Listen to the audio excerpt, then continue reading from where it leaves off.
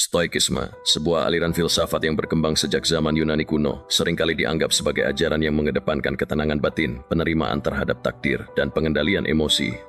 Namun, salah satu aspek yang kurang sering dibahas adalah bagaimana Stoikisme sebenarnya mengajarkan kita untuk menjadi egois dalam arti positif, yaitu fokus pada diri sendiri untuk memperbaiki diri dan mencapai kebijaksanaan. Narasi ini akan menjelaskan bagaimana menjadi egois dalam konteks Stoikisme justru merupakan langkah penting untuk menjadi pribadi yang lebih baik, baik bagi diri sendiri maupun orang lain. Stoikisme dimulai dengan pengenalan diri.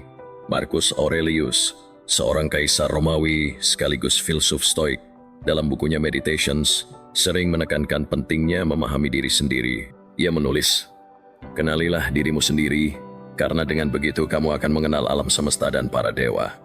Ini adalah langkah pertama dalam menjadi egois. Kita harus meluangkan waktu untuk merenung, memahami kelemahan, kekuatan, dan nilai-nilai yang kita pegang. Menjadi egois di sini bukan berarti mengabaikan orang lain, melainkan menyadari bahwa kita tidak dapat membantu orang lain jika kita sendiri tidak memiliki fondasi yang kuat. Seperti pesawat yang memberikan masker oksigen kepada penumpangnya, kita harus memastikan diri kita bernapas terlebih dahulu sebelum membantu orang lain. Epictetus, filsuf Stoik lainnya, mengajarkan bahwa kebahagiaan sejati datang dari kemampuan kita untuk mengendalikan diri sendiri, bukan dari hal-hal di luar kendali kita. Dalam Enchiridion, ia menulis, "Beberapa hal berada dalam kendali kita, dan beberapa hal tidak. Jika Anda ingin bahagia, fokuslah pada apa yang bisa Anda kendalikan." Menjadi egois dalam konteks ini berarti memprioritaskan pengendalian emosi dan reaksi kita terhadap dunia luar. Kita tidak bisa mengontrol apa yang orang lain katakan atau lakukan, tetapi kita bisa mengontrol bagaimana kita meresponsnya. Dengan fokus pada diri sendiri, kita membangun ketahanan emosional yang memungkinkan kita untuk tetap tenang dan bijaksana dalam menghadapi tantangan hidup. Seneca, filsuf Stoik yang juga dikenal sebagai penasihat Kaisar Nero, menekankan pentingnya waktu dan bagaimana kita menggunakannya. Dalam surat-suratnya, ia sering mengkritik kebiasaan orang yang menghabiskan waktu untuk hal-hal yang tidak penting, seperti mencari pengakuan dari orang lain atau terlibat dalam drama yang tidak perlu. Menurut Seneca, waktu adalah sumber daya yang paling berharga, dan menjadi egois berarti menggunakan waktu kita dengan bijak untuk belajar, merenung, dan memperbaiki diri. Ia menulis, bukan karena kita memiliki waktu yang sedikit, tetapi karena kita membuang banyak waktu. Hidup kita cukup panjang jika digunakan dengan baik. Dengan fokus pada diri sendiri, kita bisa menghindari distraksi dan memastikan bahwa setiap detik yang kita miliki dihabiskan untuk hal-hal yang benar-benar penting. Stoikisme juga mengajarkan kita untuk membangun batasan yang sehat. Dalam dunia modern yang penuh tuntutan, seringkali kita merasa harus selalu tersedia untuk orang lain, baik itu keluarga, teman, atau rekan kerja. Namun, Stoikisme mengingatkan kita bahwa kita tidak bisa menjadi segalanya bagi semua orang. Menjadi egois dalam hal ini berarti belajar mengatakan tidak ketika diperlukan dan melindungi energi serta waktu kita untuk hal-hal yang benar-benar bermakna. Marcus Aurelius pernah berkata, "Anda memiliki kekuatan atas pikiran Anda, bukan pada peristiwa di luar. Sadarilah ini dan Anda akan menemukan kekuatan." Dengan menetapkan batasan, kita melindungi diri sendiri dari kelelahan emosional dan memastikan bahwa kita memiliki cukup sumber daya untuk memberikan yang terbaik ketika benar-benar dibutuhkan. Selain itu, Stoikisme mengajarkan kita untuk tidak terlalu terikat pada pendapat orang lain. Dalam masyarakat yang seringkali menilai kita berdasarkan pencapaian, penampilan, atau status sosial, mudah terjebak dalam siklus mencari validasi eksternal. Namun, Stoikisme mengajarkan bahwa kebahagiaan sejati datang dari dalam. Epictetus berkata, "Jika Anda ingin meningkatkan, puaslah untuk dianggap bodoh dan tidak peduli dengan hal-hal yang tidak penting." Menjadi egois di sini berarti memilih untuk tidak terpengaruh oleh penilaian orang lain dan fokus pada standar yang kita tetapkan untuk diri sendiri. Dengan demikian, kita bisa hidup dengan integritas dan autentisitas tanpa harus terus-menerus mencari persetujuan dari orang lain. Stoikisme juga menekankan pentingnya refleksi diri. Setiap hari, Marcus Aurelius meluangkan waktu untuk menulis jurnal, merenungkan tindakannya, dan mengevaluasi apakah ia telah hidup sesuai dengan nilai-nilai yang ia yakini. Praktik ini, yang dikenal sebagai eksamen, adalah bentuk keegoisan. Yang sehat kita meluangkan waktu untuk mengevaluasi diri sendiri, belajar dari kesalahan, dan merencanakan langkah-langkah. Menjadi egois untuk memperbaiki diri juga bisa dilihat sebagai bentuk self-care. Kita hidup di era di mana burnout dan kelelahan emosional semakin umum terjadi. Dengan mengadopsi prinsip-prinsip stoikisme, kita bisa belajar untuk memprioritaskan diri sendiri tanpa merasa bersalah. Ini bukanlah tindakan mementingkan diri sendiri yang merugikan orang lain, melainkan langkah penting untuk memastikan bahwa kita berada dalam kondisi terbaik-baik secara fisik, mental, maupun emosional sehingga bisa memberikan yang terbaik kepada dunia sekitar. Tokoh-tokoh lain di luar stoikisme juga memberikan pandangan yang relevan tentang pentingnya fokus pada diri sendiri untuk memperbaiki diri. Misalnya Friedrich Nietzsche, filsuf Jerman, menekankan pentingnya menjadi diri sendiri dan menciptakan nilai-nilai kita sendiri. Dalam bukunya To Spoke Zarathustra, ia menulis tentang konsep Übermensch atau manusia unggul, seorang yang mampu melampaui batasan masyarakat dan menciptakan makna hidupnya sendiri. Meskipun Nietzsche tidak secara langsung mengajarkan stoikisme, pandangannya tentang individualitas dan penciptaan diri sejalan dengan prinsip-prinsip stoik tentang fokus pada diri sendiri dan pengembangan diri.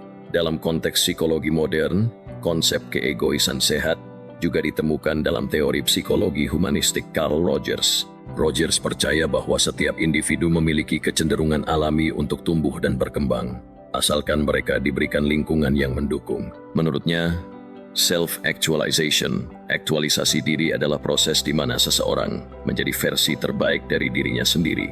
Ini memerlukan kesadaran diri, penerimaan diri, dan kemauan untuk terus belajar dan berkembang. Dengan demikian, menjadi egois dalam arti positif adalah langkah penting dalam mencapai potensi penuh kita sebagai manusia. Dalam praktiknya, menjadi egois untuk memperbaiki diri bisa dimulai dengan langkah-langkah kecil. Misalnya, meluangkan waktu setiap hari untuk merenung atau menulis jurnal, seperti yang dilakukan Marcus Aurelius. Kita juga bisa belajar untuk mengatakan tidak ketika merasa kewalahan, atau meluangkan waktu untuk melakukan aktivitas yang memberi kita energi dan kebahagiaan.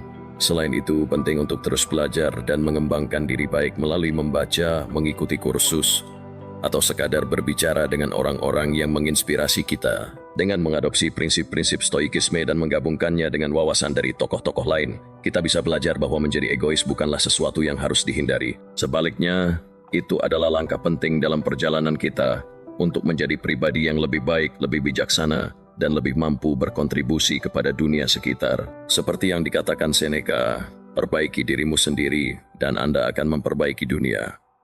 Dengan fokus pada diri sendiri, kita tidak hanya meningkat kualitas hidup kita sendiri, tetapi juga menciptakan dampak positif yang lebih besar bagi orang lain. Penerapan praktis. Langkah-langkah menjadi egois yang sehat. Luangkan waktu untuk refleksi diri. Seperti yang diajarkan Marcus Aurelius, refleksi diri adalah kunci untuk memahami diri sendiri. Setiap hari, luangkan waktu 10-15 menit untuk merenung atau menulis jurnal. Tanyakan pada diri sendiri, apa yang telah saya pelajari hari ini? Di mana saya bisa memperbaiki diri. Tetapkan batasan yang jelas. Belajar mengatakan tidak adalah bentuk keegoisan yang sehat. Jika Anda merasa kewalahan atau tidak memiliki energi untuk membantu orang lain, jangan ragu untuk menolak dengan sopan. Ingatlah bahwa Anda tidak bisa membantu orang lain jika diri sendiri sudah kelelahan. Fokus pada hal yang bisa dikendalikan. Seperti yang diajarkan Epictetus, kebahagiaan datang dari fokus pada apa yang bisa kita kendalikan, alih-alih mengkhawatirkan pendapat orang lain atau situasi di luar kendali. Fokuslah pada tindakan dan reaksi Anda sendiri.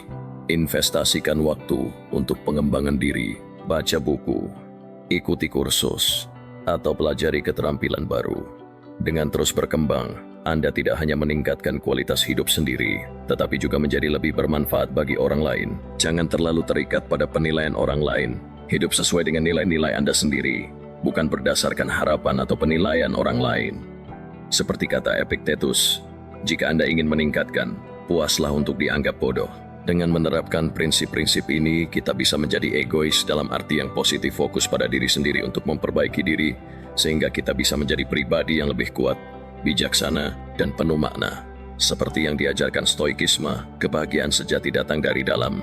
Dan dengan memperbaiki diri, kita tidak hanya menciptakan kehidupan yang lebih baik untuk diri sendiri, tetapi juga memberikan dampak positif bagi ketakutan dan ketidakpastian dengan keberanian. Salah satu tantangan terbesar dalam hidup adalah menghadapi ketakutan dan ketidakpastian. Stoikisme mengajarkan kita untuk tidak lari dari ketakutan, tetapi menghadapinya dengan keberanian. Seneca pernah berkata, kita lebih sering menderita dalam imajinasi daripada dalam kenyataan. Artinya, Banyak ketakutan kita sebenarnya berasal dari pikiran kita sendiri, bukan dari kenyataan yang sebenarnya. Menjadi egois dalam konteks ini berarti berani menghadapi ketakutan dan ketidakpastian demi pertumbuhan pribadi. Misalnya, jika Anda takut gagal dalam suatu proyek, alih-alih menghindar, hadapi ketakutan itu dengan mempersiapkan diri sebaik mungkin. Dengan demikian, Anda tidak hanya mengatasi ketakutan, tetapi juga belajar dan tumbuh dari pengalaman tersebut. 7. Menerima ketidaksempurnaan dan belajar dari kesalahan. Stoikisme mengajarkan kita untuk menerima bahwa kita tidak sempurna. Marcus Aurelius menulis, "Apapun yang terjadi padamu, itu adalah apa yang telah ditakdirkan untukmu sejak awal." Ini bukan berarti kita pasrah pada nasib, tetapi kita belajar untuk menerima bahwa kesalahan dan kegagalan adalah bagian alami dari proses belajar. Menjadi egois di sini berarti memberi diri kita ruang untuk gagal dan belajar dari kesalahan tersebut. Alih-alih menyalahkan diri sendiri atau orang lain, gunakan setiap kegagalan sebagai pelajaran untuk menjadi lebih baik. Dengan cara ini, kita tidak hanya memperbaiki diri, tetapi juga membangun ketahanan mental yang kuat. 8. Menciptakan rutinitas yang mendukung pertumbuhan diri. Stoikisme menekankan pentingnya disiplin dan rutinitas dalam mencapai kebijaksanaan. Marcus Aurelius, meskipun sebagai seorang kaisar yang sibuk selalu meluangkan waktu untuk merenung dan menulis jurnal, rutinitas ini membantunya tetap fokus pada nilai-nilai yang ia yakini. Meskipun di tengah kesibukan dan tekanan, menjadi egois dalam hal ini berarti menciptakan rutinitas yang mendukung pertumbuhan diri. Misalnya, bangun lebih awal untuk meditasi, membaca, atau berolahraga. Rutinitas ini tidak hanya meningkatkan kualitas hidup kita, tetapi juga memberi kita energi dan fokus untuk menghadapi hari dengan lebih baik. 9. Mengembangkan empati yang seimbang. Meskipun stoikisme mengajarkan kita untuk fokus pada diri sendiri, itu tidak berarti kita mengabaikan orang lain. Justru, dengan memperbaiki diri, kita menjadi lebih mampu untuk membantu orang lain dengan cara yang lebih efektif. Seperti yang dikatakan Seneca, tidak ada yang lebih mulia daripada menjadi berguna bagi orang lain. Menjadi egois di sini berarti mengembangkan empati yang seimbang. Kita membantu orang lain bukan karena merasa wajib atau ingin diakui, tetapi karena kita benar-benar peduli dan memiliki sumber daya yang cukup untuk melakukannya. Dengan cara ini, bantuan yang kita berikan menjadi lebih tulus dan bermakna. 10. Menemukan makna hidup yang personal. Stoikisme mengajarkan kita bahwa kebahagiaan sejati datang dari menemukan makna hidup yang personal. Viktor Frankl, seorang psikolog yang terinspirasi oleh stoikisme, dalam bukunya Man's Search for Meaning, menulis bahwa makna hidup adalah sesuatu yang harus kita temukan sendiri. Ia berkata, hidup tidak pernah menjadi tidak bermakna bahkan dalam penderitaan sekalipun. Menjadi egois dalam hal ini berarti mencari dan menciptakan makna hidup yang sesuai dengan nilai-nilai kita sendiri. Apakah itu melalui pekerjaan, hubungan, atau kontribusi kepada masyarakat. Yang penting adalah kita merasa bahwa hidup kita memiliki tujuan dan makna. Kesimpulan, menjadi egois untuk menjadi lebih baik. Stoikisme mengajarkan kita bahwa menjadi egois dalam arti positif adalah langkah penting untuk memperbaiki diri dan mencapai kebijaksanaan. Dengan fokus pada diri sendiri, kita bisa mengenali kelemahan dan kekuatan kita, mengendalikan emosi, dan menggunakan waktu dengan bijak. Kita juga belajar untuk menetapkan batasan, tidak terikat pada penilaian orang lain, dan menghadapi ketakutan dengan keberanian. Namun, menjadi egois dalam konteks stoikisme tidak berarti mengabaikan orang lain. Justru, dengan memperbaiki diri, kita menjadi lebih mampu untuk berkontribusi secara positif kepada dunia sekitar. Seperti yang dikatakan Marcus Aurelius, apa yang tidak baik untuk lebah, tidak baik untuk sarangnya.